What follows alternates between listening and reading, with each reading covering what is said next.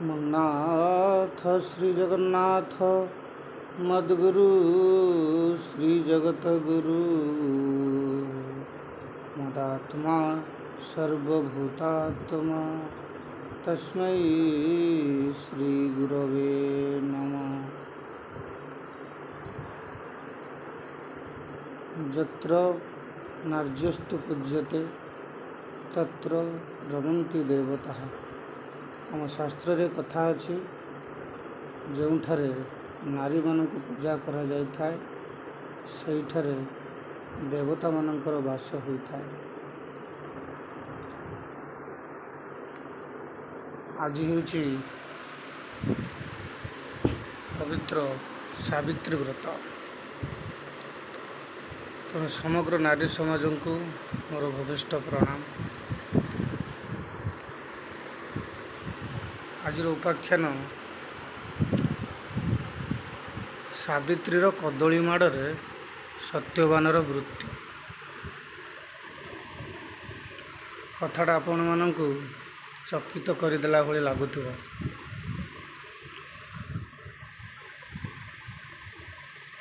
टिके विस्तार भाव में कहूँ। कथाटा किंतु एकदम सत्य। से दिन दिन मजुरिया भाईटी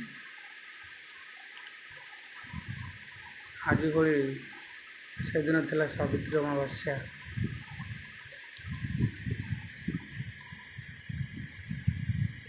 स्त्रीर कथा माने स्वामी जाइए बजार को कौन पाई समस्त सामग्री आनिबा पाई सावित्री व्रत पाई जहाँ जहाँ जिनिस आवश्यक पूजा पाई ताहा बजार को किणवा बाहरी जाए से स्वामी जनक। किंतु स्त्री जोर करी कही थाए गोटे सुंदर शाढ़ी टे आनिबा पाई। बजार को चलीगला सत किंतु पाखरे नथिला तदनुपातिक अर्थ।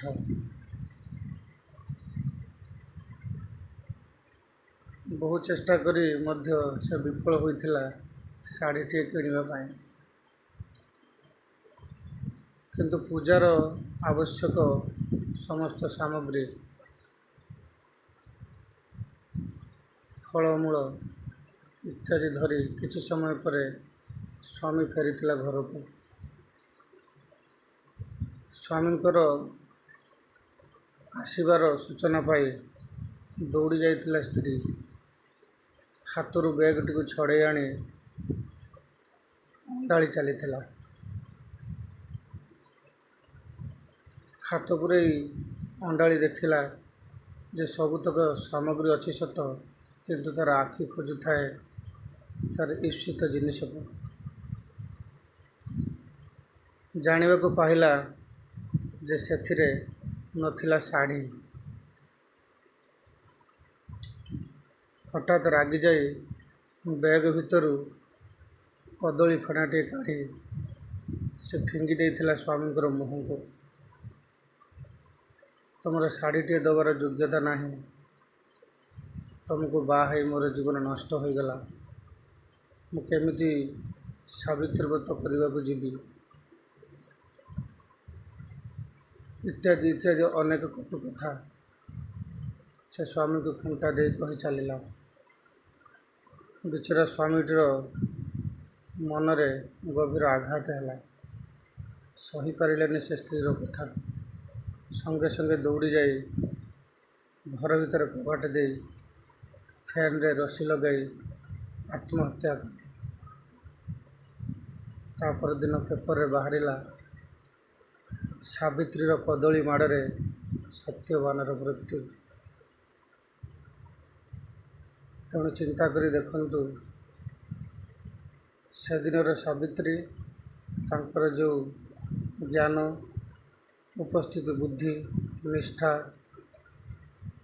स्वामी परिचर्या जहाँ को पाथई करी जमराज को पाखर ସେ ତାଙ୍କର ସ୍ୱାମୀଙ୍କର ଜୀବନକୁ ଫେରି ପାଇଥିଲେ, ତାହା ଆଜି ବାସ୍ତବ ଭାବରେ ସ୍ତ୍ରୀ ଚରିତ୍ରରେ କେତେ ଭାବରେ ଚରିତ୍ରାୟିତ ହୋଇଅଛି।